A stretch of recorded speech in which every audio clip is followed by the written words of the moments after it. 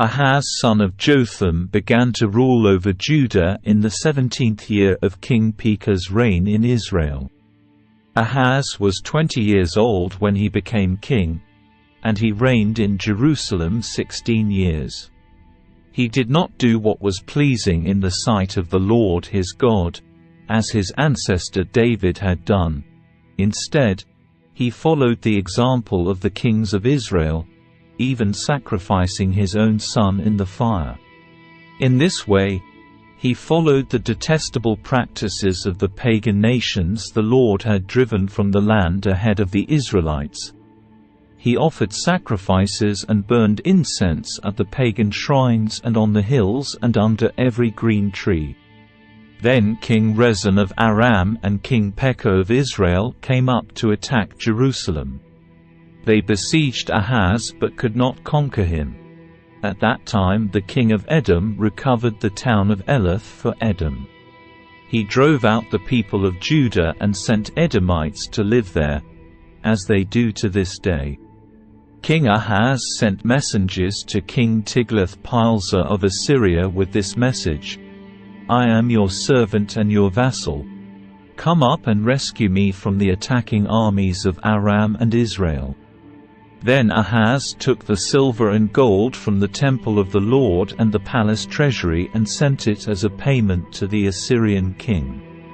So the king of Assyria attacked the Aramean capital of Damascus and led its population away as captives, resettling them in Kir. He also killed King Rezin. King Ahaz then went to Damascus to meet with King Tiglath-Pileser of Assyria. While he was there, he took special note of the altar.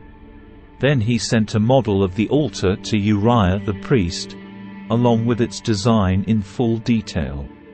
Uriah followed the king's instructions and built an altar just like it, and it was ready before the king returned from Damascus. When the king returned, he inspected the altar and made offerings on it. He presented a burnt offering and a grain offering, he poured out a liquid offering, and he sprinkled the blood of peace offerings on the altar. Then King Ahaz removed the old bronze altar from its place in front of the Lord's temple, between the entrance and the new altar, and placed it on the north side of the new altar. He told Uriah the priest, "Use the new altar for the morning sacrifices of burnt offering, the evening grain offering, the king's burnt offering and grain offering, and the burnt offerings of all the people, as well as the grain offerings and liquid offerings. Sprinkle the blood from all the burnt offerings and sacrifices on the new altar. The bronze altar will be for my personal use only." Uriah the priest did just as King Ahaz commanded him. Then the king removed the side panels and basins from the portable water carts. He also removed the great bronze basin called the sea from the backs of the bronze oxen and placed it on the stone pavement. In deference to the king of Assyria, he also removed the canopy that had been constructed inside the palace for use on the Sabbath day, as well as the king's outer entrance to the temple of the Lord. The rest of the events in Ahaz's reign and everything he did are recorded in the book of the history of the kings of Judah.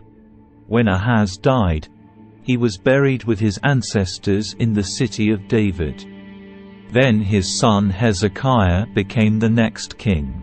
Hoshea son of Elah began to rule over Israel in the 12th year of King Ahaz's reign in Judah.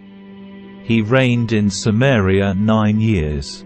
He did what was evil in the Lord's sight, but not to the same extent as the kings of Israel who ruled before him.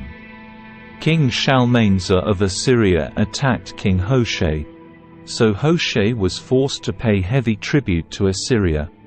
But Hoshea stopped paying the annual tribute and conspired against the king of Assyria by asking King So of Egypt to help him shake free of Assyria's power.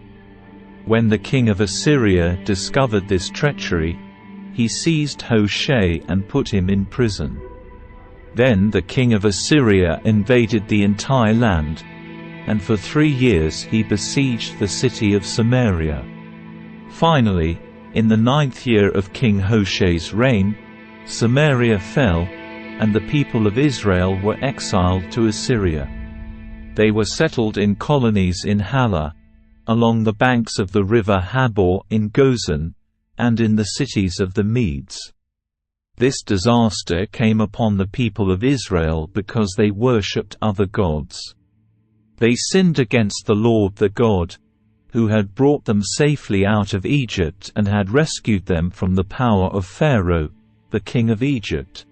They had followed the practices of the pagan nations the Lord had driven from the land ahead of them, as well as the practices the kings of Israel had introduced.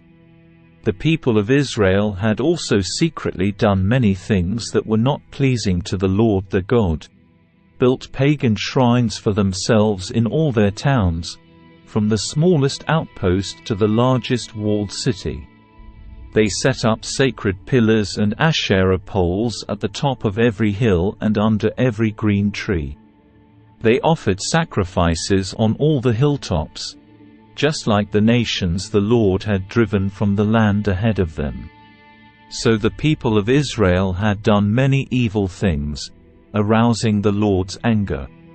Yes, they worshipped idols, despite the Lord's specific and repeated warnings. Again and again the Lord had sent his prophets and seers to warn both Israel and Judah, "Turn from all your evil ways. Obey my commands and decrees, the entire law that I commanded your ancestors to obey, and that I gave you through my servants the prophets." But the Israelites would not listen. They were as stubborn as their ancestors who had refused to believe in the Lord their God. They rejected his decrees and the covenant he had made with their ancestors, and they despised all his warnings. They worshipped worthless idols, so they became worthless themselves. They followed the example of the nations around them, disobeying the Lord's command not to imitate them. They rejected all the commands of the Lord their God and made 2 calves from metal. They set up an Asherah pole and worshipped Baal and all the forces of heaven.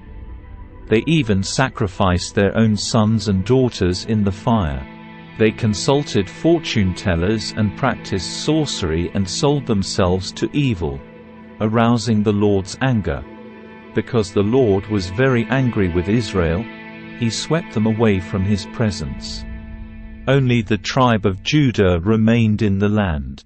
But even the people of Judah refused to obey the commands of the Lord their God, for they followed the evil practices that Israel had introduced. The Lord rejected all the descendants of Israel. He punished them by handing them over to their attackers until he had banished Israel from his presence.